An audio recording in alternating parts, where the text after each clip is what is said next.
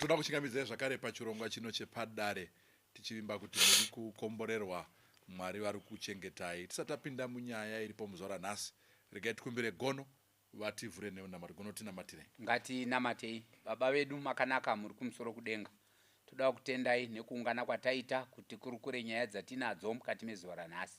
Tibatsirei mubate pfungwa dzedu kuti taure zvinobva panyasha dzenyu imi Mwari nekuziva kwenyu noungwaru hwenyu. Isu tiri vanhu tinokoniwa, asi kana imi muripo munotigonesa. Chibatsirai kunyange vateereri vedu kwose kwavari kuti vaone zvikomborero zvedenga. Muzita raJesu muponesi tonamata. Amen. Amen. Although hapo. Samaita. Humba. Gono. Agono vari pale. Shumba. Munhu watogwa. Munhu watoriwa. Watongi wenyika. Munhu watogwa vari wiru. Andiko. Kuzokurwara uneoreka.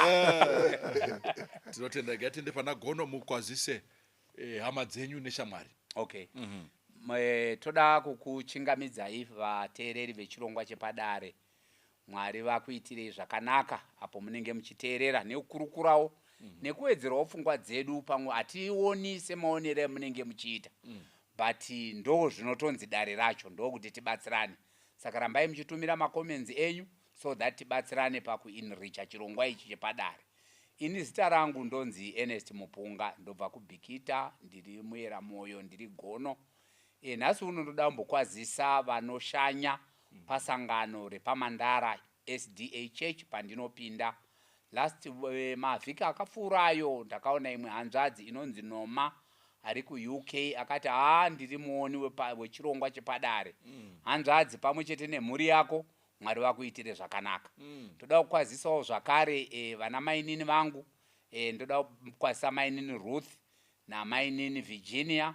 Vanosapota chirongwa ichi zvekudaro. After every episode vanopawo makomenzi avo. Rambai muchiita saizvozvo. Namai Mupungawo futi wadzimai wangu. Pachirongwa chepadare hapana chavanomisa. Rambai muchitsigira chirongwa ichi. Mwari vakuitirei zvakanaka. Tinotenda. Thank you. Makadi yenyu vadiwa vatariri nevateereri. Zita rangu ndinoitwa Obert Mudzengi. Ndakakurira kuBhikita. Ndo kwandakazvarirwa. Patapa. Watendeuka manje. Dzakufumura. Akufumura manje. But hanzana mudya hangu harurwa. Ndina Mupunga vanozwa kuti zinotesta ine hanzana mudya. Asi kumusha kwatinobva kuShurugwi. Right. Tiri vaira Shumba. Tisu vana Murambwi. Vana munhu watogwa. Ngosiyama. Varidzi vesango. Vose vari pano apa. Varanda vedu. Usavi hwedu. Vanhu varipo kutichengeta kuti tirarame. Ndosika vakasikwa naMwari. Kusikirwa kudyiwa. Tinotenda Humba. Ndira kukwazisai vateereri. Ini ndonzi Charles N. Makombe. Ndinopindira pa the Grand Church. I'm a Seventh-day Adventist. Ndira kukwazisa ngwaru to start with. Wakadiko mzukuru nemhuri yako nevazukuru kuAustralia uko. Ndira kukwazisa vose vanoteerera whether uri kuAustralia, kuSouth Africa, America, kuEngland, Kumfakosi. kwese kwauri. Ndiri kuti wakadini, ndiri kukwazisa. Pachirongwa chinechi toda kutenda Mwari kuti mese muchakomborerwa patichakurukura. Thank you so much. Amen. Nyati kwamaoresa. Makadini vateereri. Zita rangu ndoitwa Sikada Gardner. Mwera Nyati pamaoresa. You are very right. I invite you to our happy home. Region 42. Ndofunga munokuziva. KwaRusape. Ndoda kukwazisa pazuva ranhasi mai vangu nevaera Humba wese. Ndakukwazisa sekuru. Sekuru muzukuru. Vaera Humba wese. Ndoda kurangara zvakare pane vanoona paFacebook kuna ana Nyamanindi, vana Rejoice, vana Olivia, I can't remember mazita, I think wamndoni wachandibatsira. We read all the comments, please keep watching and they keep withdrawing many others mukati mekuona. Nasi CJ Barbara Jerry vakandiona just this past week zvikanzi ko makukangana kundimhoresawo maisondimhoresa kare kare. So I just want to remember vanhu vakadaro kuti keep watching, Mwari akukomborere. Amen. Amen. Ndinoitwa Mudoni, ndopindira pa Mandara Church. Samaita kuAfrica, Samsung. Tikasangana pa airport, tikasangana pa bhazi chete ingori Samaita. Tikangosangana pa airport takubuda chete yatova Samsung.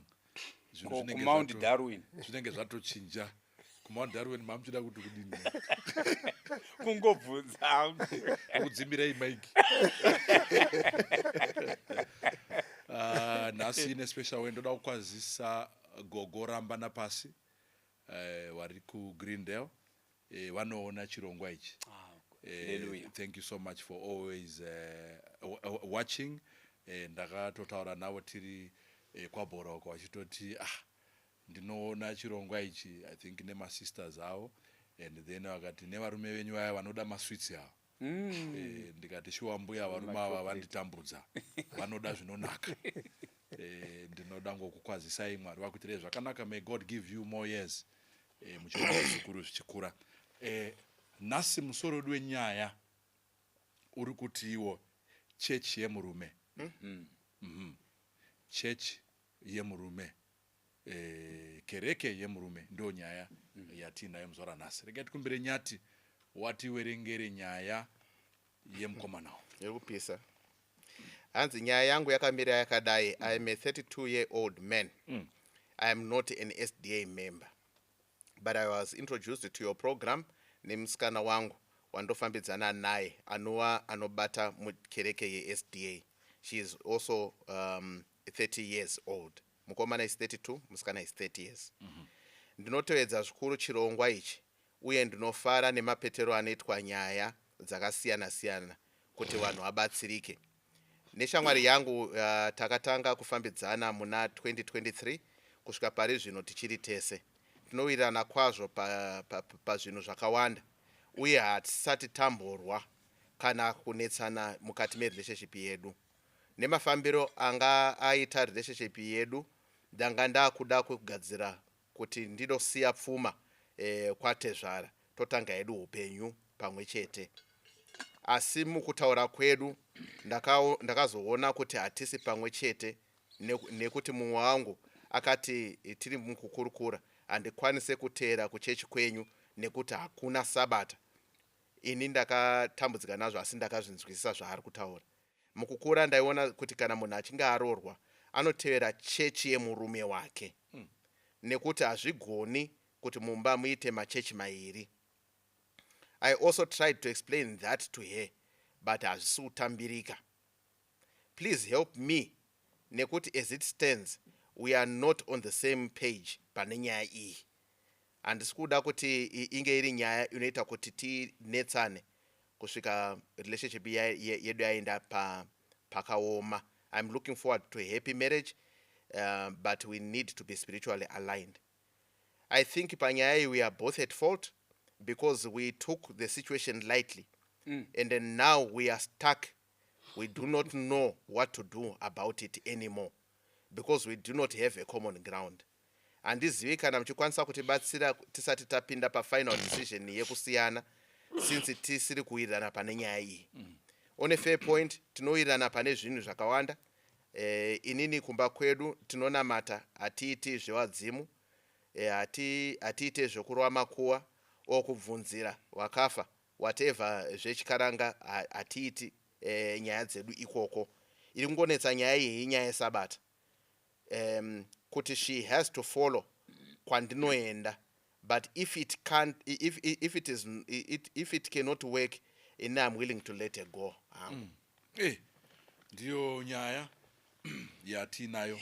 Now mukomana uyu ndanga ndichitaura naye, ndotaura naye ndofunga padare panapa kune vamwe vamboita vakakwanisa kumbotaurawo naye, and mukutaura kwake ndiri kunyatsonzwisisa nyaya yese. Hatisoda kunzwa kuti hatina kunyatsopiwa information. Ndinayo information ndivhunze.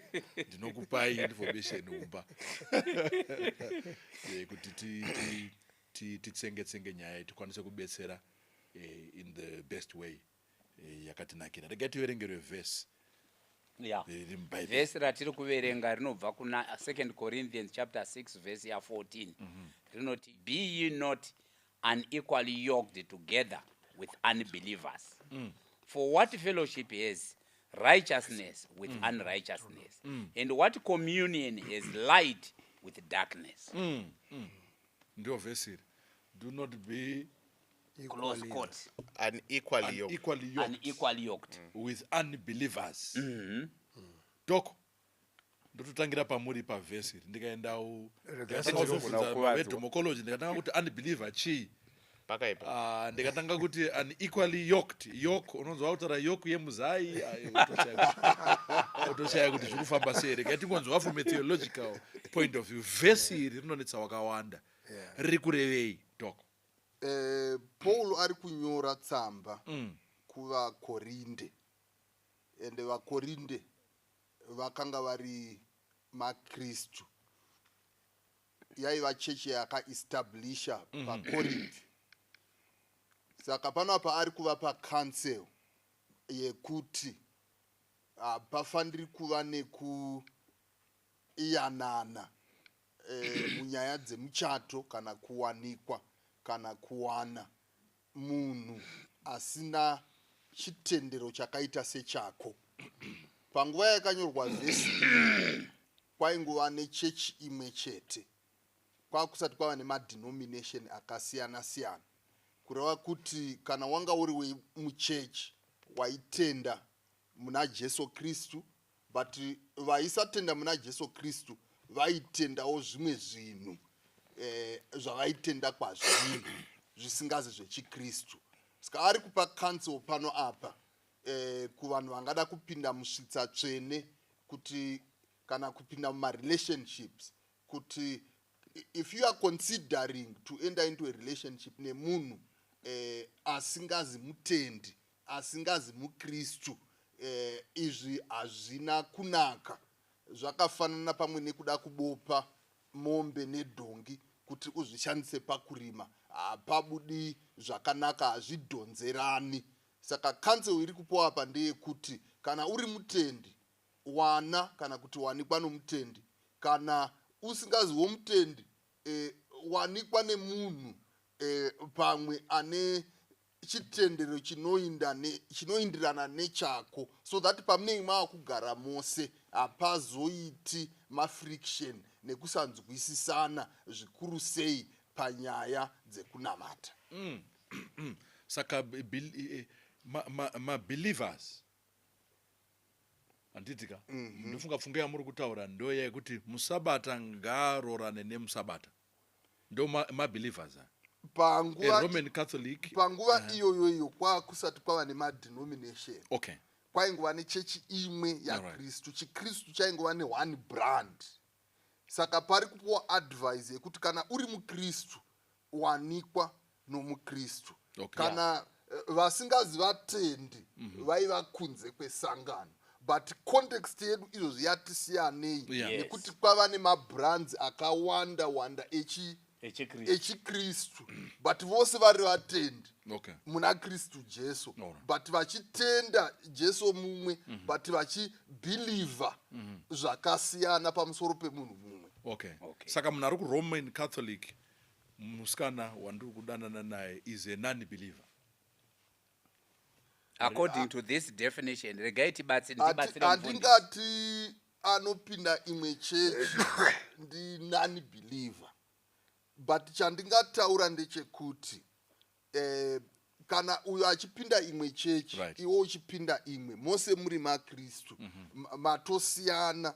Zviri nane kuti we kana uri muRoman Catholic uwane kana kuwanikwa nemuRoman Catholic, kana uri musavadha uwanikwe nemusavadha, so that pamunopinda mumba hapazoiti mafriction yekuti iwe uri kuti ndoda kuinda kuchechi musi wesvondo, umwe achiti ndoda kuinda musi weSaturday, umwe achiti Friday. Zvinhu zvenyu zvinofanira kuva common. ndingambopindawo kuwedzera manzwisiro andiri kuita vhesi ndeyekuti iyo vanhu ava nhasi uno mabelievers akawanda in Christ asi havabhilivhi zvakafanana about the way of worship.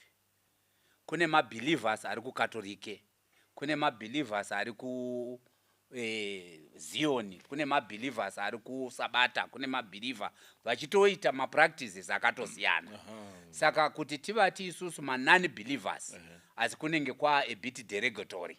Kunenge kwa kuvatarisira pasi kuti zvedu zviri nane kudarika zvenyu.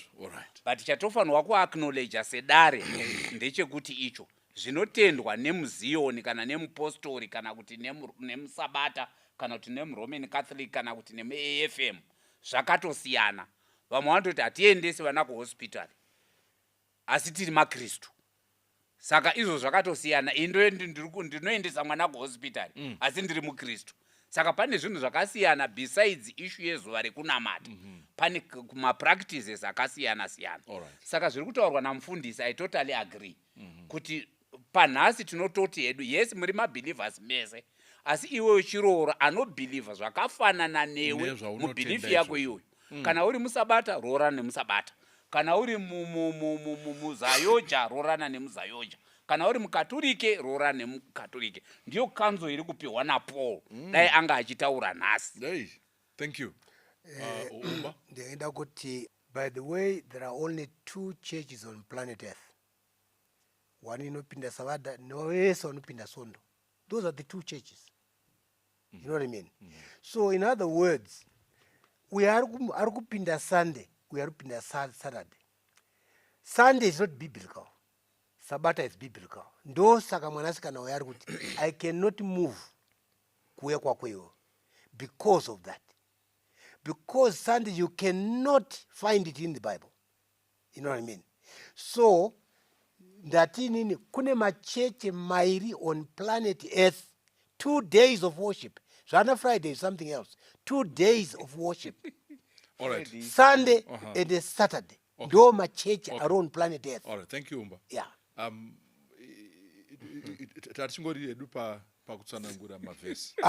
Izvozvo izvo. Ndo vhesi racho iroro. Ndiri kutotaura iroro. Ndiri kunzwa. Kana tichitaura nyaya yevhesi ratiri kutaura.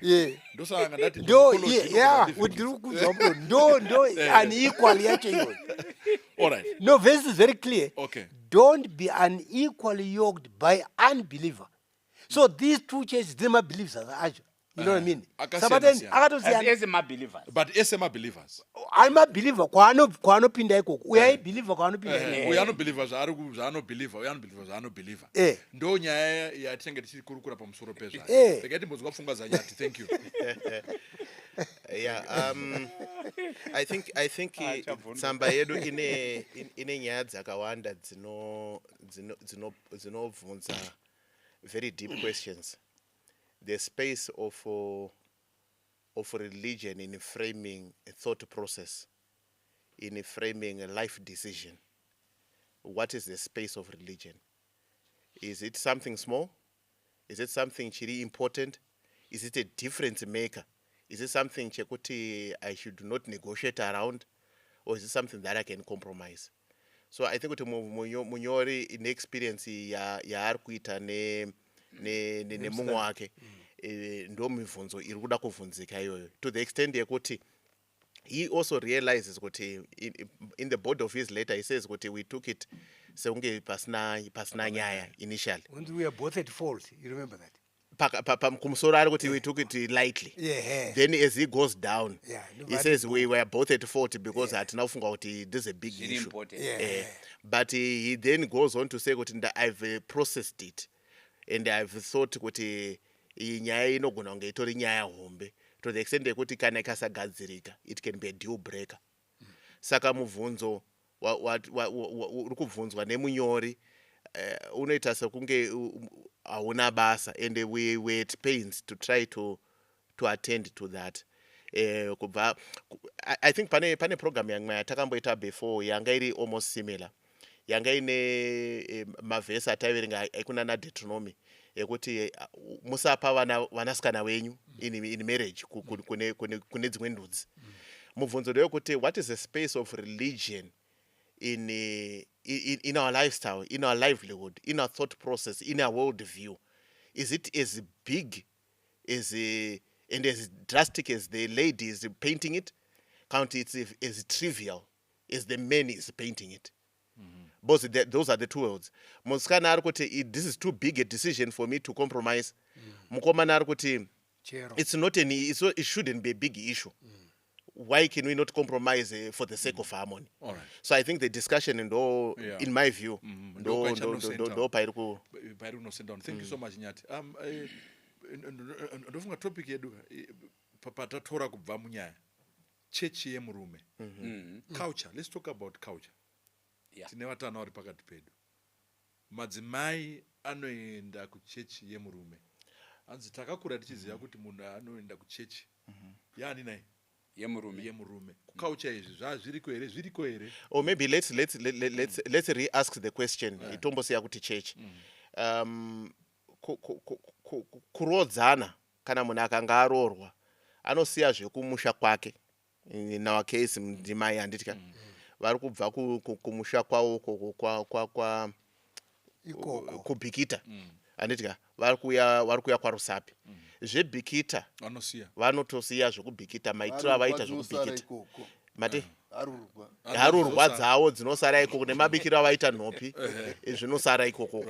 Wauya kwaRusape kune tsenza vakutodzidza upenyu hutsva, makaucha matsva, manamatiro matsva nemaitirwo matsva enzvimbo iyoyo nekuti vaamai wemusha. But muBhaibheri mune the flip side, which I think Pastor is more qualified than I am to discuss it. Where it says, for this reason, a man shall leave his father's house, and the two shall cleave to create a new entity. The question now, Yamavunza, where does now church fall in this aspect? Yekuti vana vari kuvaka musha wavo. Vari kuvaka musha wavo is how I've explained it repachishona. Vavaka musha wavo is how the Bible seems to say they too shall create a new entity. I think those are the debating areas. Gone. Right. Maita yenyu Nyati. Mabvunza kuti patsika dzedu zvataurwa naNyati ndizvozvo chaizvo. Even masenemu anotochinja. Vanotonzi mai mupunga, vanotonzi mai mudzengi kwavaroorwa. Even these days zvazvo, because of my professions, maakona kuti yakutonzi double barrel. But vakatobvunzwa kuti mudzimai wekwani, vanototaura kwavakaita sei? Kumusha kwedu ndekuku, asi kwangu kwekuberekwa ndekuku. In other words, she now has a new home. Even within the Bible context ya new entity iri kutaurwa naNyati. Even mukaita new entity yekuti murume anosiya. I don't think it's really literally talking of the physical kana kuti kuchinja kwaanoita. Not abandonment. Not abandonment. You still find kuti tsika dziri kushandiswa. Abraham achituma mwana wake muranda kuti andomutsvagira mudzimai. Hana kuti kana wamuona mudzimai ikoko, wouya wotora mwana wangu, woenda wondogara kwaLabhani. Hana kudaro. It was patriarchal. Exactly. So Isaac, I mean to say. So I think what we are talking about here is kuti answer yenyu is affirmative. Right. Kuti yes, church is part of the package. But now where you place it, pama values, ndo pane issue. Vamwe vanotoitora, ndine mamwe michato yandakaatenda ichichatwa nemamwe madenominations. Asiri Sabata. Vaitotaura kuti mwana wedu wanga uchipinda Methodist. Iye zvinezvi wakuenda kuchechi yemadhodhodho. Zvehosho utombokanganwa. Musikana ari kutaurirwa. Nekuti kwawakuenda uko hakuchadiwi nguruve, hakuchadiwi zvakati. Patori musi wekutochata. So it was that understanding yekuti nekuti wakuenda kumurume, wakuenda kuchechi ichi yemurume. So that is the general understanding yacho. But imimi at your dating stage, ndimunoita ma decisions iwayo. Saka ndo nyaya iri papa. Uya achiri pa dating stage uya asati aroora. Tienda munyaya yacho tonyatsoivhiya tichidzika. Ndinokuenda kudzoka back kuwa kwetakabva isisi. Yeah, true. Waiti kana waroorwa unoenda kuchechechi Yemurume. but ndira kuti Mwari wakaregera kubva mumazuva ekusaziva. Waisaziva vanhu ivo. You get the point. Kukosha kwekunamata. It was like a tradition. Kungoti hazvina basa. Chero chingoenda kuchechi. Ndo point yataurwa nemuchinda uyu. Kuti iwe chisiya Sabata indosiya kwanguko. Tongoenda tondotsvaga chechi. Tondotsvaga yatinopinda iri toenda paneutral. It does not work that way. No. Okay. All right. So Bible isisu guide nechii papa. Bible naika. Thank you. Bible wrote kudini don't equally yoked. Period. Unequally yoked. Maiona nyaya yeyoku yemuzaiya icharamba ichinetsa vanhu pana president equally yoking Whichever way. tinotenda dok. Okay, tinotenda. Kana toya panyaya yechikristu Right. atiiti abandon culture. Okay. Nekuti culture inoenderana neidentity yemunhu. But tinofanira kuweya kuti practice yeculture iyi inopindirana here Nechechi. nebhaibheri. Nebhaibheri. Kana isingapindirani nebhaibheri, practice iyoyo inofanira kudonha. Saka Kristu anofanira kuva pamusoro peculture. Hatimuisi pasi peculture. Exactly. Tikaverenga zvakanaka mubhaibheri, decision yemunhu yekuti ini ndoda kuita chakati, it's personal. Anofanira kuva nechipo chekusarudza. Ende Mwari anorespecta choice yemunhu. That's why Bible richitoti Mwari wakada nyika ndokuipa mwanakomana wake akaberekwa ari mumwe chete oga kuti anani anotenda maari kureva kuti pane room yekuti mwana kuna kuti ina handisi kuda kudii kutenda. Ende Mwari unorespecta choice yemunhu kana kuti unogona kuti indinoda kutenda orespecta choice iyoyo. Saka panyaya iyi hatingati mubhaibheri ringatoti kana watowanikwa inda kuchechi yemurume, sarudzo yako yatova pasi peyemurume wako. Bhaibheri haridzidzisi izvozvo. Rinodzidzisa kuti umwe nomwe wedu takasikwa nomufananidzo waMwari ende tine chipo chekusarudza kuti ndoda ichi kana kuti ndoda ichi. Mwari havatorina simba pamusoro pemadecisions edu. Saka there is nothing as powerful as human will. Even Mwari pachezvake haagoni kuikontrola. Anotorespecta choice yemunhu. Saka hatingati kana ukawanikwa nomurume chiinda utonoita zvose zvinonzi nemurume wako ita, nekuti parutongo rwaMwari kana otonga hatitongwi as couples, hatitongwi as families, but we are judged as individuals. Amen. So are you pushing the idea kuti identities are not conflated by marriage, kuti kana munhu akanga aroorwa their individual rights, their individual persons remain. Kana akanga ati aine ma-preferences ainawo, they remain. Ndikubva from the cultural perspective yekuti musikana pakauya kumba kwedu anga asingasunge dhuku kawo, aigadzira musoro wake achidindini achipfeka masketi paanosvikira, just maybe to digress a little bit. But kana kanga apinda mukati memusha, my preference inini sababa ndoda mai wepano vanosunga choga, mai wapano vamupfeka hembe dzakareba. Saka vana mai vedu vaikura in that sort of environment where the men decided what the home should look like. Chikafu chodyiwa mumba, kwavanoenda, kwavanogara, including now the church. That's the reason why this man is asking these questions, because our patriarchal upbringing demands kuti kana munhu akanga aroora mudzimai wake, murume becomes the decision maker, the cradle of decisions. Saka ari kuvunza kuti saka mumba macho munogarika here, kana ndiri kufungira kuti kana tikanga takugara tese tichaenda takadai, mudzimai ari kuti kwete, mudzimai ari kuti in that home I want to retain my individual personal identity. It's a person. Because inini sorry, manzwiro andaita sekuri chimbondipa 1 second. Yeah. Manzwiro andaita nhingi Mfundisi. Pastor Mdzenge vachitaura vari kutiwo tine tsika dzedu dzakanaka dzetisingafanirwi kurega nechikonzero chekuti tava maKristu. Saka zvandanzwa Nyati vachitaura kuti even mutsika dzedu isusu dzechivanhu vatema vanotokutaura kuti unoziva here kuti wakaroorwa waamukadzi wemunhu, mapfekero ako haachafanani neemusikana. Tinotozviacknowledge izvozvo. Even zvedhuku zvamataura, it's part of dressing.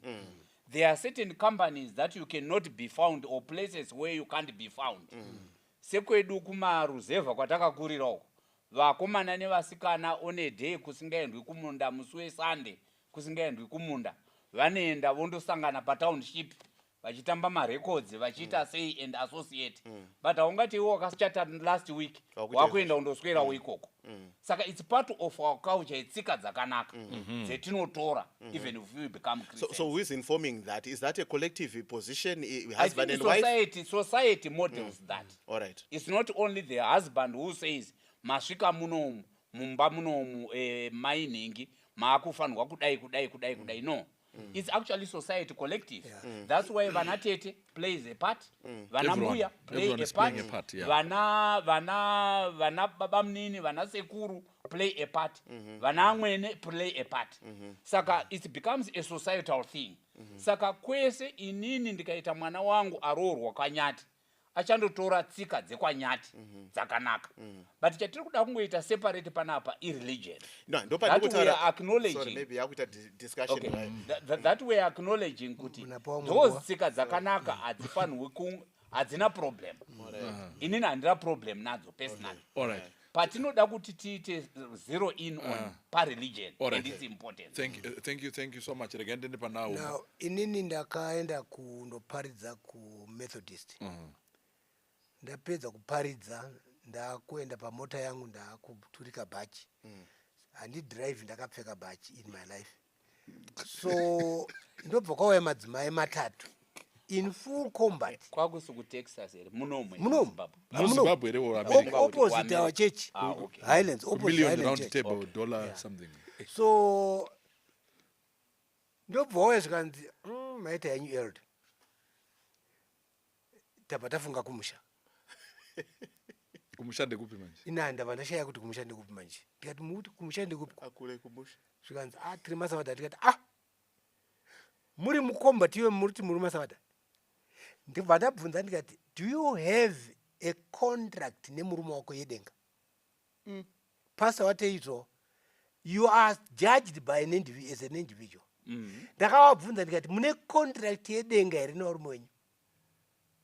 Now we are saying tiri masavada makapfeka combat iwe mafuka kumusha iko, and though it's not enough pendakaparidza ipapo shamwari yeuyu manje wekari madzimai ega mapasta usatora mazita avo. aiwa ndaona ndobva ndauya pano pagrindel apo. It was Easter ndobva ndaparidza nesecond coming ipapo. Ndainge ndiri pafirst mutual ndobva Sunday ndobva Monday ndobva wauya pafirst mutual. Ndikati zvikati toda kuonawo Elder Makombe. Zvikanzi warimo. Ndobva ndafonerwa ndobva wapinda. Zvikanzi makatiparidzira zvakanaka. Handichaziva kuti ndokupi kwendakaparidza. Because wangouya wari simple. In civilian. in non-uniform. Zvikanzi no, isu tiri masavada. Ndikati invite wakati tafunga kumusha. Fanika waya. So ndenda kuziva kumusha kwacho manje. Ndikati ndabvunza madzimai ndikati surely let's atimboonana pana timboonisana. Mune contract here nedenga nevarume wenyu. All right. Ko muri kuteera uko. All right. So dambudziko heri wamudoni. All right. Vanhu havari kutora chiKristu sedambe. They are not serious pakutenda kwavo. Okay. Do you know that? All right. Ndosaka Bible chiti don't equally yoked and an unbeliever. Because vari kungoenda ndekuti wadara nemurume. Itsika isina kururama iyoyo. Ikandipedze ndichiti kwete paGrange apa taipinda nemudzimai ane murume wake very well to do. Inga ari kune imwe chechi yeSalvation Army. taparidza parufu rwehanzvadzi yeuyu manje murume uyu mudzimai wacho akati no indauda kuita musavadha. Murume wacho bva wauya zvikanzi ndikazikanzi kana aida kuita musavadha can't stop her.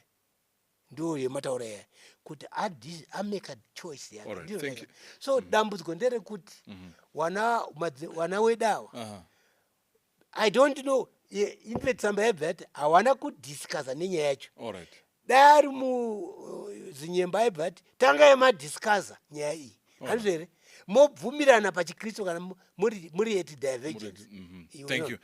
Thank you. Rega tipinde munyati betsere mukomana. Yeah. Ndoje ndiye watuda wanya. But ndakupa background. Yeah, mandipa background Yeah. and I understand. Thank you so much Vedare. Yeah. Mukomana is not an SDA. Yeah. Church yake akatonitaura kuti inonzi kudini handingaitaure handitika kwaanopinda kuchechi kwavo. I think one of our panelists, I think Dr. Mudzengi vakamubvunza mubvunzo wekuti ko iwewe kuchechi kwenyu mune here mune dambudziko here pamusoro kungotora chero munongotora chero here akati no isusu kwedu hatingoti tine dambudziko hatina an issue like that handitika but iye ane musikana wake wadanana naye for 3 years 23 24, 25. Anditika 2 years. Yeah. yes my years 2 years plus achidanana nemukomana uyu doko then vadanana Nyati musikana uyu paakuda kuzobviswa mari musikana uyu ndo paakutaura nyaya yesabata. Okay. Yeah, I think what maybe for the viewer we may need to try and maybe just unpackage that. Yeah. What that actually means. Yes. The statement. Ndichabatsirwa hangu na pastor. But typically it may sound sekuti musikana ari kuti hakuna Sabbath as in just the day of worship. It's not just the day of worship. The Seventh-day Adventist Church in a value system, in a tender that cut across every facet of lifestyle, which means your choices of your choices of association, choices of dress, choices of days of worship, times of worship, generally every aspect of life. Saka in the process of dating they come out very clearly kuti this is likely to be the outcome of this dating process. Saka pari kuti ndikuda kuramba ndichienda ku church neSabbath haasi kutaura zvekuenda kundoimbira number 7 paSabbath school chete. Ari kutaura upenyu hwemunhu as an Adventist. Dambudziko rapo nderekuti when you then contra that nemamwe ma-religions, ma-religions and not knowing what where this gentleman is going, I'm not speaking from a position of knowledge. I'm just saying just a general remark. In certain cases, wanoenda ku church iri just the event yekuenda ku church musi Sunday for an hour, 2 hours. Vakaita zvechurch zvatopera. In Adventism, it's a bit different. In fact, it's totally different in the sense that Adventism touches the whole life of a person, the 7-day week of a person. So the change whether you are abandoning the value set, akasika decision ke ungoti ndakupinda ku Ashtower ndakuenda ku Methodist, it's a total change a radical change of a lifestyle. Very serious. Saka I think what the discussion, the reason why he then paints the picture we need to agree on this spiritual set. That's the gravity actually, because it changes the world view, my perspectives on issues. Pakatika conflict, how they see the both sides of the conflict. Because of that choice. Thank you ndakuti Pastor Ngwaru. Thank you Ngwaru wacho uri kuwanda. Thank you so much Nyati. Mukomana ndiri kuona mukaverenga tsamba yake haasi kuramba. He seems to agree, who is actually saying what we are saying. Because he is saying that I cannot also be in a relationship, in a marriage setup yekuti mwari kuenda kuchechi mwari kuenda ishi. Clear nenyaya iyi. Tisiri clear panyaya ishi. Because nyaya yekunamata iyi mukomana uyu anotonamata. But yes, an answer. Chakuti clear panyaya iyi ndechekuti the only clarity iripo ndeyekuti ngaabve kwake auye kuno. If that is not going to happen, this house cannot. Because isusu inini nekwandinoziya nemazira andinoita mukadzi ari kuya kuchechi yani naye yababa anditika saka this is our sticking point, but tiri kuda help, and I'm actually agreeing that we are both at fault because we took the situation lightly. Did this girl musikana akatora lightly here or aiziya kubva mumapathfinder, but or maybe azomuresa hana at a certain stage now from the handiti pavakapedza 2.5 years or 3 years whatever period vachiteta vachifambidzana obviously sevanhu vanodanana waitoziva kuti uyu musi wesunday anoenda kusunday service, yes, and there was Sunday school, and there's no problem. uyu musi wesabata ari kutoenda Sabbath school vaitozviona and musikana yakatoti kune mukomana uyu uya uone padare achitoziva kuti itori program inoto yemasabata. Yes. Saka chazoita chitsva chinhasi chii chaita chitsva ndechekuti the wakuda kuroorwa ari kuti we are now supposed to agree on handi kutaura kumusikana chaita chitsva chii. Oh yeah. Chaita chitsvaka ndechekuti wakuda kundiroora. Hold on, this marriage business is not a joke. No, wanzwa zvataurwa na Nyati. Kana akuti ndakundoroorwa manje hanzvere abva aisa value yese yechisabata kuti yapera. Samuti ngatidanane, but kana tasvika pasage vakuroora kuroora, then it becomes serious. I don't want to answer that one. Okay. Ndiri kuti nini now he akundoita equally yoked manje akundoroorwa handizvere an equally yoked and ndizvozvo kuti kazvibude zviri right sezvaita vhesi kasi I'm going to be unequally yoked nega saka abva atoona kuti now chisabata chabva chadini chaenda apa handirika and she is not there to compromise. Ndo saka akati kana zvichita kuti tisiyane ngatisiyane. Mukomana abva ataura kawe kuti kana imi mukataura panapa padare panapa ndo papera nyaya yacho. That's a fact, because the woman this girl cannot compromise. Yes, why danana? Yes, they made their mistakes together. But now kuti apinde marriage zvakadaro hazviite. Maybe I can temper him. Okay. Ini nangu ndiri kuona kuti mukomana uyu atori right. Ana problem ya anayo from where he is coming from. Nemaka yekuti kuchechi kwavo hakuna any teaching yekuti unofanira kuwana munhu waunopinda chechi naye. Vanonzi wanai inda unowana munhu waunoda. Tozodini tozotangira ipapo. Saka his conscience is clear because he did not have this other information. Exactly.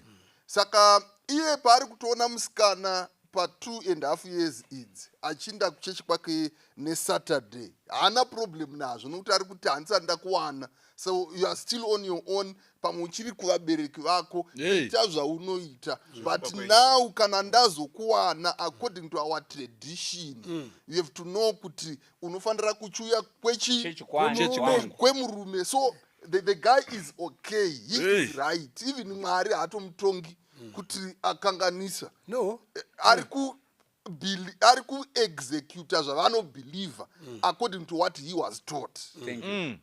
But musikana uyu ane problem nemhaka yekuti muchechi yesavada it's made clear kuti haufaniri kuwanikwa kunze kwesangano.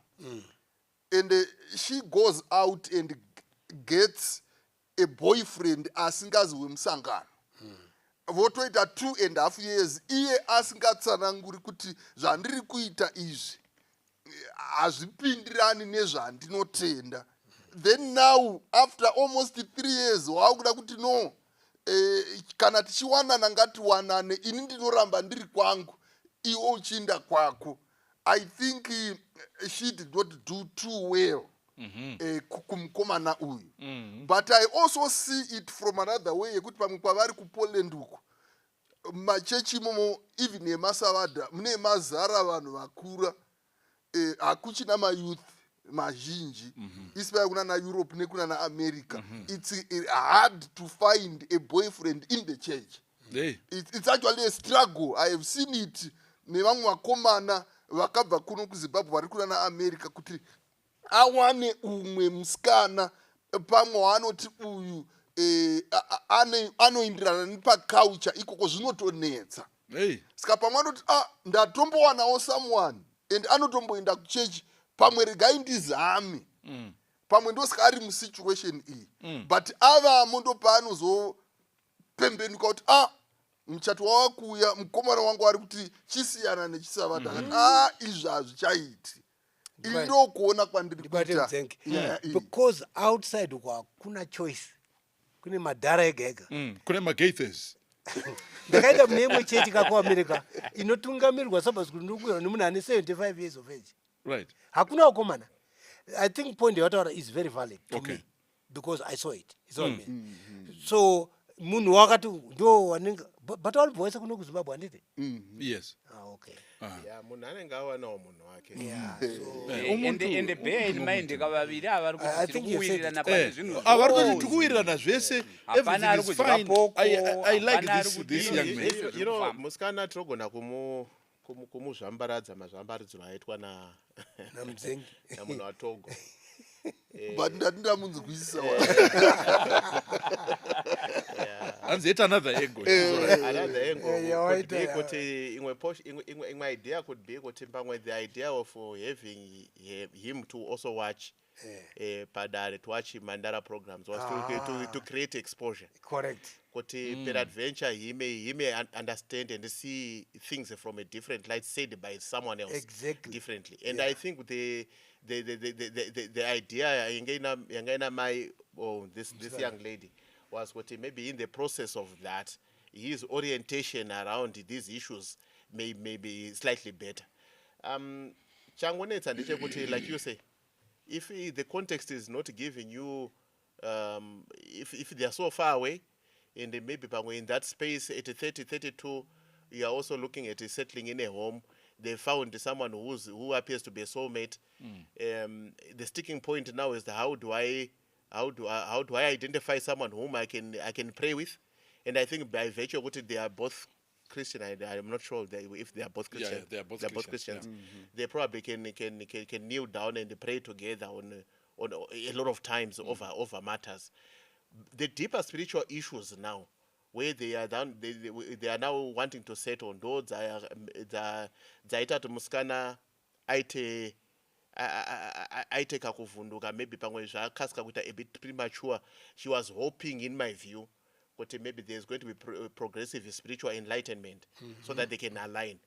Changonetsa ndechekuti mukomana ari kuona musikana achipinda chechi yekumba kwawo kwete chechi yake yakadecide iyi kuti ndoda kuti ndipinde. Saka his argument to say kuti mukadzi anobva kumba kwavo achiita zvekumba kwedu, his argument is accurate in that mind frame. But kana chechi iri a decision, a personal decision, haasi kusiya zvokumba kwawo because ari kutoya ari iye sekuuya kwaari kuita nezita rake.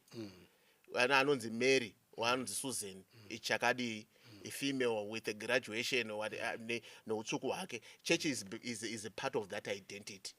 Saka breaking it to say no, we can actually remove church from this identity and bring you iwewe, then re-church you or reorganize your religion you. I think what no pari kungonetsa ipapo. Maybe peradventure pandaboda kuti ndibvunze pema personal rights and my family rights. I think that's where we are. Kuti the old woman was unempowered because society informed. Pambambotaurwa na gono pai. Society informed kuti kana mukadzi achibva kumhuri kwawo, this is what they do. They will go kuchechi yeikumba ikoko. Knowledge has told us that women have grown, and there are certain rights that cannot be wholesale packaged in that way. And the Bible is now in recognition of that.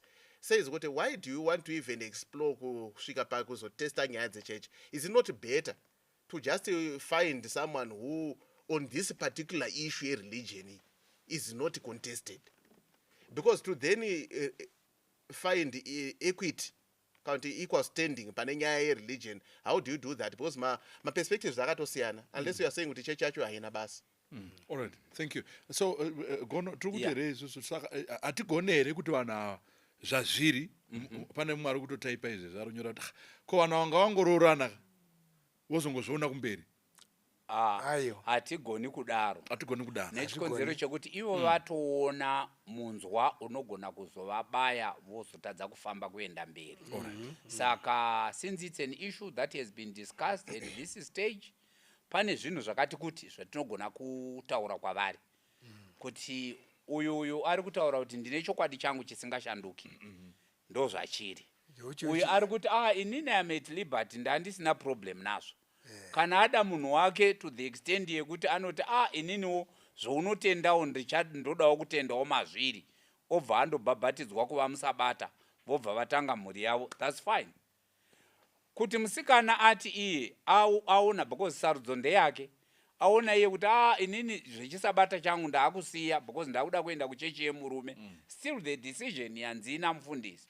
Mwari havatitoreri, it's a decision. Right. Isusu hatipo panapa kuti titaurire kuti aiwa uyu ngasiye chechi aende kune yeuyu, uyu ngasiye chechi aende kune yeuyu. Chetiri kungotaura ndicho kungoda kupenengura understanding yemareligions awo ari maviri nekukoshesa kunoita masabata issue yeruponeso neissue yesabata paruponeso rwavo. So we cannot encourage them kuti tinai zvakadaro mondosotana mberi, hapana kutotana because kana vatodaro it's only one thing that is going to happen. The marriage is likely to go into turmoil from day one. I remember takamboita nyaya yematongues. I think yemusabata akaroora vakaita agreement yekuti kana taroorana togona kuroorana asi tichienda kuchechi kwenyu kusabata, asi inini matongues angu ndo maita kumba matongues angu tiri kumba, and the men agreed and they got married, but matongues aya anga akumuboa later on in life. So but you have already made the decision. Waogara nematongues ani ako mumba. Saka patiri panapa ndichapana Doc ndobva ndazoya pamuri elder, because tatakuda kutenda kwepesera Doc ndimuchazotivharira futi again. On a fair point tinowirirana a lot. Idi kumba kwedu tinonamata, hatiite zvemudzimu, hatireve makuva kubvunzira whatever chikaranga hatiite, nyaya yedu ingori pasabata chete anditi kuti she has to follow kwatinoenda, but if it is a cannot do, I am willing to let go. Is that a solution? I think if it can't. At the end of that day, one is supposed to make a decision after wawana knowledge. What researchers say, you are supposed to come to a decision. Kuti ini ndichadai kana kuti ndichadai. Vanotaura vanoti vanzi love is blind, but marriage is an eye opener.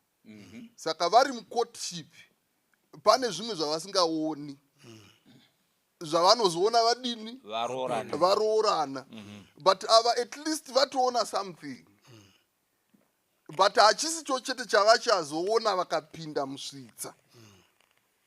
And haungati chiri kungonetsa chinhu hwani chesabata chete nemhaka yekuti kuna Mwari handi pane mitemo ine gumi.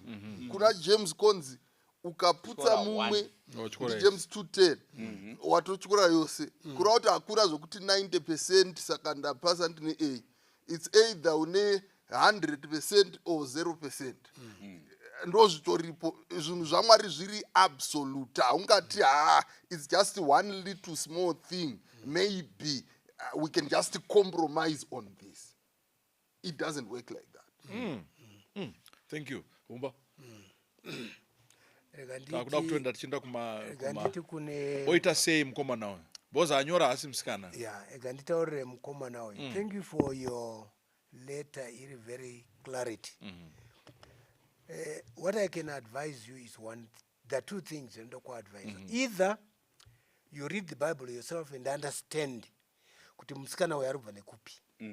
Wazviona manje, because you can't find Sunday in that Bible. Haurwani.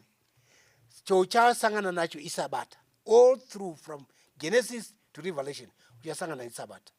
So I advise you to read usati wamake a decision yako yekuti kana zvakadai takusiyana, because hancho chikonzero chekusiyana. Chikonzero chingave chiri nani ndechekuti go and read the Bible as you believe kuti Bible ndo chete guideline. That's point number 1. Point number 2, if you read the Bible and you don't want to understand what is in the Bible, I advise you to leave that girl completely and find whokucheche wanopindirana now. Okay, thank you. That is your own view. Yeah. Maonera munoita Hapana any other way, because Bible ndio guideline yakamira nemusikana. Chimbo imagine kuti maita 2 years and a half muchidanana muchiita zvese. Thank God kuti wasati waona kurana nemusikana uyu, because akataura ega. Thank God kuti iwewe pamaita pesa apa hapana dambudziko ramakasangana naro, hanzwa here. Now maakuenda on a critical stage yekuti uyu wakuda kuroora musikana anoti no, on this one I cannot break. So you have to think twice kuti what does the Bible really says anyway about the Sabbath? Go and find it. And at the same time we can Handisiri kuti uye kusabata. at the same time we cannot force him Yeah, we Force can't. to come No to one, church. no No, one. no, We no, can't no, no. force him. No, no, no. Umba, Ndiri kuti so that he inini- can marry this Hold girl. on, ndiri kuti kana wawerenga, Kana kumutyisidzira. aiwa, kana wawerenga, ukarinzwisisa ukati but zvendazvo ndikuda izvi ndizvako. Please stick to that. Handisiri kuti uya kusabata. Thank you. No. That's clear. I Yeah, wanted to make ine it ndiri clear. kuti iwewe siyana nemusikana uyu. Sokutaura kwaita mutama makuti kana ikataurwa nyaya iyi, I will make a decision. Hey, but good munhu mfana. All right. Regai tinzwe pfungwa dzanyati. Toziya pana gono Yeah. tochavharwa namufundisi. Iyi inoda mufundisi because Yeah. topedzisira unequally yoking and yoka. Takutotora mazai. I think this is a very complex issue. It appears very simple on the surface, but very complex. You have two people who are high in their value sets. One, he says, "In I believe God says we remember the Sabbath day and keeping it holy. I'm not going to break that commitment. I made that commitment when I'm not breaking it. I'm not allowing humanity to cause me to break it." You have another one who is also very high in their convictions. Kana munhu akanga aroora, mudzimai wake anofanira kugona kutera chechi yekwaarora. Dambudziko rakuitika nderekuti their positions of convictions are being processed against a variable yezvavari kuda vese. Saka the one who have to compromise, not necessarily on basis of understanding reasons why they are shifting their positions. Pane achacompromise achida kuenda kundoti chatiri kuda imarriage saka ndichacompromise and achamove from their conviction, not because are convinced that the conviction is wrong, but are to move away from the convictions for hoping kuti chaari kundowana kumbereko will try to try to kunyaradza in the noise here that conviction yakuita musoro mangu. Saka kana ari mudzimai achati alright ndakucompromise hangu ndakuroorwa, chaari kutaura apa ndechekuti ndiri kuroorwa hangu but musoro mangu mucharamba muine noise. But I'm hoping kuti my happiness in marriage will dim the noise in my head. Saka haasi kuenda nemoyo wese. The husband may be watching Padare and may be convinced kuti vana Padare vari right, but haasi convinced nenyaya yeSabata, but because ndoda marriage rega ndingomualawe zvangu. But musoro make achangopinda mupfungwa achiti saka kana mudzimai wangu achiramba kunditeerera on issues dzakadai, how are we going to run the home? Saka I think kuti pakadaro pane ndafarira example yapewa na Umba earlier on. Maybe pamwe we didn't really understand it the way he was explaining it, but it is a very classic example of what life is. Kuti makamboona kuti madzimai vaishandisa vachiti Sabata, but it's equally very true for any other church. Kuti mudzimai anogona kuroorwa cross churches, cross faiths, and she has not the change of church is not by conviction, it's by marriage. By marriage, yeah, correct. Musi unofa murume uyawe, muchaona kuti a lot of women who were going to church by force of marriage will go back to their convictions. Vana vacho vari kukudzwa according to the conviction yamai yavainayo. She may be going to Roman Catholic or Zion, whatever the church is, or Sabbath. But because the conviction iri mukati haina kuchinja, vana vake anoadzidza. The Bible inganotaura kuti Moses akakudzwa namai wake mumba maFaro. Akakudzwa according to the beliefs and the convictions dzamai wake. And when it came to life decisions, Moses chose according to how he had been educated namai wake. Powerful. Saka, I think their decision is really premised around who are we, what is the identity. All right. And in fairness, they need to agree to process that. Thank you. Nyati, chipai mukomana samrum tichi at the end. Straight. Inini ndikumuti Advice. Mupe advice. Ipapa 1 2. Inini andina chandogona kumutaurira chiri direct and very clear kuti ramba musikana kana kuti kudi I don't know how to say that. But all we're trying to do in this process was to show him the place of religion in the life of people, particularly it's also from pedestal, it is SDA people, in the sense that this is our convictions, this is our identity, who we are. And asking us to change who we are for food, for marriage, for sex, I can only say it by mouth, but mukati in the recesses of my mind, that doesn't change. Saka, I think what his choice and his decision making is premised around to what extent can he allow his wife to be an individual and just love her is that.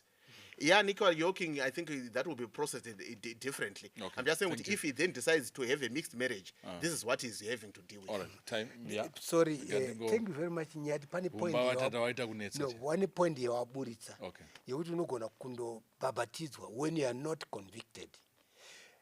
I have experienced, anchetaura zita remunhu wacho. Rakandai ndiripo. Kana church. Yeah. No, church ni Sabata. Mwana wangu airorwa. Mwana musavada. Murume anga asiri musavada. Papa borodera. So I was there Mumbai mumanhera acho. Yeah. Church yajaita. Aiwa church haina problem musavada. But antaura murume manje. Ndobva ndataura inini ndindaende ndichimaster imomo. Ndikati ona uri kuroora musabata uyu. Uchazondomutendera here kuti aende kuchechi mapindirana. Zvikanzi I have no problem. Ndobva waenda kuNamibia both waroorana. Nyaya yakazenge yakunetsa ndeyekuti unofanirwa kuuya kuchechi yangu. Unzwa zvakanaka.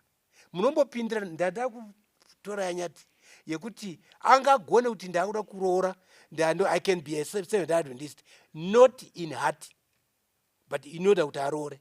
It will be dangerous. Okay. Now, chakazoitika ndechekuti manje chii chakaitika. Anga murowa kuti unofanira kuenda kuchechi kwangu. Kuroora munhu akadzidza baba, kurowa munhu akadzidza.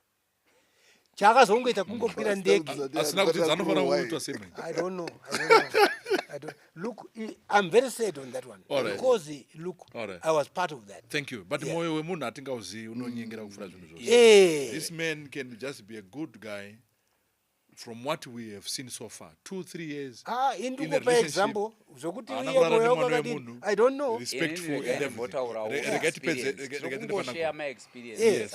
These are experiences. Ndine a certain couple vatokura kudarika potsi by age, or if not older. Vanoti ivo murume wacho is a friend. Vanoti inini ndakaroora musabata. Pandakanooroora baba vangu tezvara vakanditi inini mwana wangu musabata. Mubvumire kuti aite zvinotaura conscience dzake mukati memuchato wenyu. And up to this day vane vanavo vatoroorwa, vatova nevazukuru, vatova mbuya nasekuru. So hatisi kuti ndo zvatiri kuprescribera mukomana uyu, but tiri kuti if we look around the world we see people who live happily, very of different religions, but iye astate very clearly kuti I'm not comfortable kuti titi ini ndiri kuenda kuchechi, ini uyu ari kuenda kune imwe chechi. ndine another couple futi iri ikoko kudiaspora ikoko yakaita the same thing. Mukadzi musabata ari very very very committed. Vakaita vana vavo, murume ane chechi yake. Saka vanomboramba vanoti mudzimai anoenda kusabata nemurume nevana, siyasondo oenda kusondo nemurume nevana, vachingodaro ende vana vakutanga kukombeya kuti kusondo kunenge kune mvamviti because karidzirwo kanoitwa ngoma dziedzi. So zvine machallenges azvo, but if you are able to navigate, because at the end of the day hapana mukati mebhaibheri paunonzi kana make a decision about who you want to marry, someone else ane right yekuti usamuroora iyeye enda undoroora uyu. Make a choice. Saka all we are saying, sezvataurwa naNyati, at the end of the day tapenengura nyaya iyi tikaiisa pachena, waona ma-pros and cons, and I'm sure you have been thinking about it. You probably have been praying about it, your way of praying, and the wife has been praying about it. Make a decision. But don't rush into things zvemunonyatsoziva kuti taakupinda mugomba tichaita ma-challenges. Thank you so much. Mfundisi, ndimi muri kutivharira nyaya iyi. Betserai mukomana uyu nemwoyo wenyu waMwari, mwoyo wechechi. Muchiona kuti uyu akasikwa nemwoyo waMwari, uyu munhu waMwari, uyuwo munhu waMwari wenyu. Uyuwo munhu waMwari, uyu munhu waMwari. Zvinhu zvifambe mune zvakanaka. Mopinda motaura. Thank you. I think panyaya iyi ine chekuita nema-priorities. Come on. What comes first? Kana kuti tingangoti first things first. Right. Inini according to how I prioritize things, Mwari comes first. Yes. That means religion, kana kuti chitendero. Mukaenda kuna Matthew 6 pana verse 33 inoti tsvagai kutanga Mwari. Yes. Tsvagai kutanga umambo waMwari nekururama kwake, zvimwe zvose zvinozotevera. Saka chakanyanya kukosha, it's your religion. Then after your religion, other things may come. Saka in this case, tiri kuti religion and then marriage. Saka iwe semukomana, iwe semusikana, unofanira kufungisisa kuti zvaunotenda chaizvo ndezvipi zvinovapo kutanga usati waconsider zvemarriage. Then if you are settled on the issue of religion, then you can now decide nyaya ye-life partner. Mukatoverenga mubhaibheri paGreat Commission kuna Matthew 28, Jesu achituma vadzidzi vake anoti, go ye therefore and teach. Indai munoparidza, vatendeuka mubhabhatidze. Haambotauri zvokuti indai munoroora kana kuroorwa kuti vamune maroorana navo vagotendeuka. Saka marriage is not a means yekuchinja munhu chitendero chake. Munhu anofanira kudzidziswa oita a personal decision. Saka imi mune maonero akasiyana echiKristu. Saka zvava kwamuri kuti munoti but matova henyu nekamablinka sekuti matova murelationship, hamuchakwanisi kusarudza zviri objective kuti maybe kunamata kunodiwa nebhaibheri ndekuku here kana kuti ndeuku. But munogona kuita Bible study kana if you are convicted not because of the marriage kuti ndoda kutenda musabata kuti ndirore uri wega, kwete kuzoti mukadzi wangu aita kuti ndizopinda ikoko, ukava convicted wega without any strings attached, ukadecide mese mukava one faith, in I don't see a problem. Ukuwo musikana akava convicted kuti pamwe zviri kutendwa nemurume wangu ndizvo, Hey. pamwe ndandakarashika, ari oga pasina ma-strings attached, anokwanisawo kudii kupinduka oinda uko. Hey. Saka chakanyanya kukosha, it's your religion before your marriage. Mukasatenderana pane zvamunotenda, Forget. then muri kutanga your marriage On rocky One ground. arrow. on rocky grounds, pasiri stable. Eish. Powerful. Eish. But we still leave that decision to you, and the Mwari also gives you that right to choose what you want. Hey. But isingangokudza yenyu consequences anogona kuzouya pakuti Mwari azokukomborerai pamwe nevana vanoita confusion, vakaona mai vari kuinda kuchechi rimwe zuva, baba vari kuinda rimwe zuva, vokura vane a mistaken identity. Ende uyu kana achinda kuchechi kwake semurume, mukadzi achinda kwake semukadzi, matounza some separation, yet imi mava one chi, One flesh. wava one flesh. Ende Satan anogona kupinda ipapo. Ona Chakaita kuti chitema chipinde panyika, Eva anga aseparated from Adam. They were in different places. If they were together, I don't think the devil was going to win them. Saka imi tenda kuti uyu ozoenda kwake, uyu achizoenda kwake, zvine madangers azvinawo. Ushandi. Saka first of all agree on religion. And then if you are agreed there, all the other things are going to be. Thank you so much, Amen. Doc. Hey, that was powerful. Doc. Ukaona Doc wakudai. Yeah. Udai. Panenge pasina kumira mushure. Unoziva kuti maguest acho. Unoziva kuti shumba zvino yakupara. Shumba yake. Shumba yaDhavhidhi. But I'm very happy kuti Yeah. wasamaraiza zvakanaka. Yes, Hallelujah. totenda Doc. Toda kutenda vateereri vari kuona chirongwa in the words of Hungwa wanesekana nevhesi ranhasi. Do not be equally Unequally. and equally Equally. walking believers of the non-believers that believe in the non-believer. Mwari vakuitire zvakanaka. Chechi yemurume toita sei nenyaya dzakadai idzi. And by the way, vana vari kutobetserwa our very own pastor Zinyemba. They actually in muma sessions counseling. Let us remember them in prayer. Let us pray for them. Thank you so much for watching.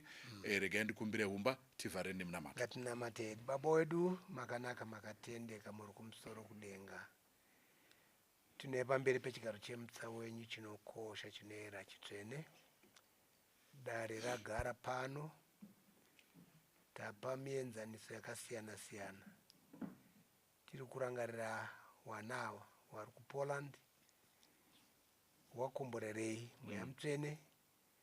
Daunga vhenekere umwe nemumwe kuti kana wari kudanana seriously dai zvaibvira muwape muono wekuti zvakanakira iwo pachizvavo ndechipi wonangana naye chocho.